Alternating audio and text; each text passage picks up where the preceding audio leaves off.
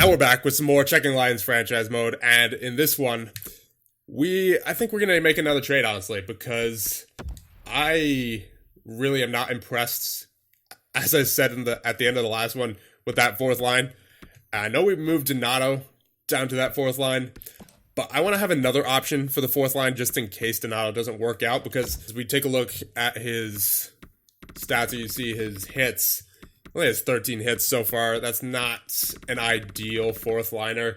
He puts up a reasonable amount of points. That's why I'm keeping him. But I would like another option for the fourth line if it is necessary, and I think it will be with how brutal that fourth line has been this year.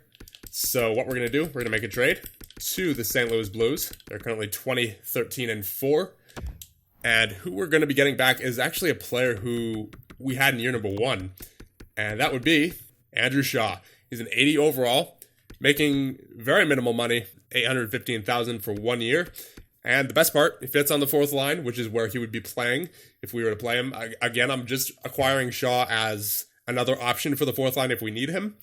But I would rather that 13th forward come in the form of a player who is not making too much money compared to the likes of Hartman, who I honestly don't want to put back in anyway because he's just been absolutely dreadful this season, minus 16. And again, I don't take much stock into plus minus normally, but when it's that drastic of a difference compared to the rest of the team, there's something wrong there. And I realize he's had less ice time, a lot less ice time this year than he did last year, but still, that's no excuse for the minus 16. The fourth line has just been awful. And in general, he just hasn't been that helpful. So I think we're going to ship him out to St. Louis here. I think we'll just do this 1-for-1, Hartman for Shaw. Now, I know he had some big goals for us, Hartman did, in the playoffs last year. But that was last year. This is this year. And this year he has been, well, not good, to say the least. So I think we're going to do this here. Hartman for Shaw, proposed trade accepted. So that being done, we're going to continue on with the simulation for a little bit and see what all those changes do for us. Hopefully the fourth line is better, that's all I have to say. And also, before I started recording, I added the power play lines a little bit. So it's now Janssen, Wenberg, Aronson, Ritchie, and Palat on the point. So a 5-forward power play to mix things up because it gets the +3 chemistry. Whereas with one defenseman, it doesn't. And then on the second line, you have Danielson, Hintz, Duclair, Giordano, and Nemesnikov. So the main point in these changes, I know our power play was actually pretty decent, but it has been struggling lately. It's still at a 20%, but it was much higher at the start of the season. And as for the main reason I'm making this change is to try to get Devin Aronson going because, I mean, honestly, he's leading our team in point scoring right now. But we're at our best when he's scoring goals. And he definitely is feeling the sophomore slump right now. So I want to try to give him out of it. And he only has one power play goal. And we're almost halfway through the season. And that's compared to 18 last year. So I want to try to get him going again. Putting Palat on his line. And see if we can spark some chemistry there. At the end of January now, I just can't tell what this team's trajectory is this season. We haven't been able to get any kind of momentum going at all. I can't recall a single time this season where we've gone on any kind of winning streak longer than, I'm going to say, 2 or 3 games. And we haven't had any long losing streaks either. It's just we've been going back and forth. So another trade here. We're going to be trading for Devin Dubnyk from the Edmonton Oilers. He's currently actually with the Condors in the AHL. He's got a .915 save percentage in 41 games played down there. And in the NHL, when he's in, he's for the most part, very good in the simulation. .918 save percentage, I believe that's year number 1, and a .908 in year number 2. And so far this year in number 3, he's been in the AHL.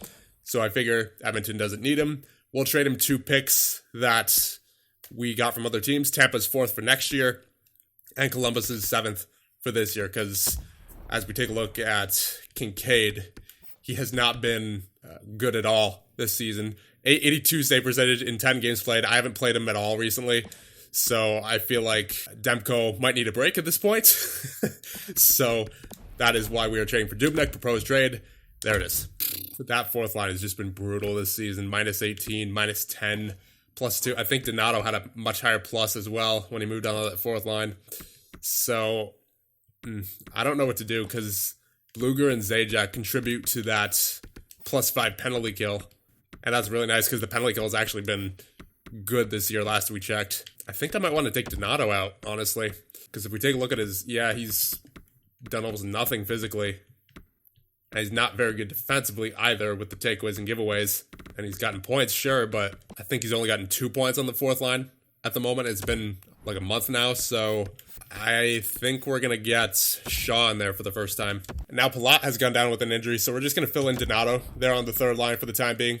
Because he's a decent third liner, but I wouldn't want him on the fourth line, I don't think. About a week before the trade deadline now, and I just cannot figure this team out.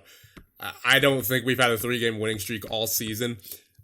As we take a look at the schedule here, yeah, it's just been mostly back and forth between winning and losing. Mostly losing lately, unfortunately. So let's take a look at the stats, see what's going wrong, because there's obviously something wrong, but I'm just not sure what it is right now.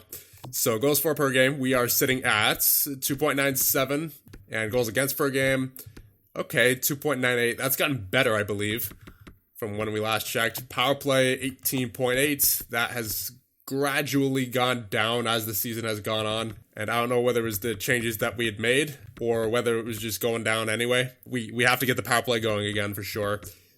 Penalty kills been pretty consistent all year, honestly. 82.7. I think it's been hovering around there since the start of the season, so no problems there. 10 shorties as well, but that's not telling the whole story for me, so I think we have to take a look at the player stats. So Duclair leads our team currently with 51 points, Richie with 45, Aronson with 42. Aronson will be lucky to hit 30 this year, honestly, goal-wise. Yeah, he's definitely feeling the sophomore slump, unfortunately for him. Wenberg with 41 points, so not nearly as effective as he was last year. Nemesnikov with 41, so we're still getting depth scoring. That's good. Janssen with 38, Hintz with 36, Palat with 33. How many from our team? 10 in 23 games. Not bad. Danielson with 22 goals, so definitely a sniper-type power forward there. And then you have Giordano with 28 points, Shea with 22. Definitely not, once again, not as effective as he was last year. And that appears to be a recurring theme, unfortunately. Donato with 21 points. Larson with 20. Zajac with 16. Once again, not as effective as he was last year, though he is in the fourth line this year, as opposed to the third line last year. There's still something more to this, though. I have a feeling, so we're going to take a look at face-off percentages. Zajac doing as he usually does on face-offs, nearly 60%, which is fantastic. Wenberg actually has a 54.7, same for Hintz. And then I believe Richie's at center right now on the second line, I should say. And he's at a 46.4. I believe that's better than what Nemesnikov had. Yeah, it's not like we're losing too many face-offs. We're winning most of them. And as we take a look at hits, I mean, I think we're fine physically. Yeah. Now let's see. Giveaway. Ooh. That might be it. That might be it. Giordano has been a turnover machine this year. 68 giveaways to 13 takeaways. Zajac as well, 55 giveaways to only 25 takeaways. For a forward, that's not ideal. Same kind of deal for Larson, 47 to 13. Not nearly as bad as Giordano, because honestly, Larson's getting more ice time, I think, or actually the same ice time as Giordano and fewer turnovers. And he's young too, so I guess I could have some leeway for Larson, but Giordano, might have to consider trading him. I mean, he's been physical. That's what I wanted out of him. And he's been getting points. Again, another thing that I wanted out of him. But he is just costing... I have a feeling he's costing a lot with those turnovers. And last year, he wasn't nearly as bad with the turnovers with Calgary as he's been with us this year. And he was getting more ice time last year, too. And he had fewer turnovers. And this year's not even complete yet. Yeah, I think we might have to move on from Giordano here. Let's check on Dubnyk. Okay, not bad. 9-10 save percent. Definitely much better than the Kincaid. So I'm liking this duo so far this season. Obviously wish Demko could be doing a bit better, but if I'm not mistaken, Yes, indeed, he thrives in the playoffs. At least he did last year. So if we can make the playoffs, that is, then he should shine there. But we have to do something to get to the playoffs, of course, first. So I think a trade's in order, another trade. And I believe it will involve Mr. Mark Giordano because those turnovers are just brutal. They might be what's causing this inconsistency right now. Ralph Stillman's up to an 80, so he'll definitely be playing next year. I think I'm going to end things off here because I'm honestly at a loss right now, and this could be a big move. It could be decide our playoff fate because I briefly looked around the league, and there's not much that really pops out at me, so I think I'm going to have to get a bit creative with this trade. But what I do know is that I don't think we can afford to keep Giordano around with how many turnovers he's had, and that's been a huge problem for us. It's unfortunate that it didn't work out for him here. I mean, he's fine offensively, but I really believe those turnovers are making a difference in a negative way, so gonna just have to move on from him, I suppose. That being said, let me know what you guys think, and I'll see you guys in the next one.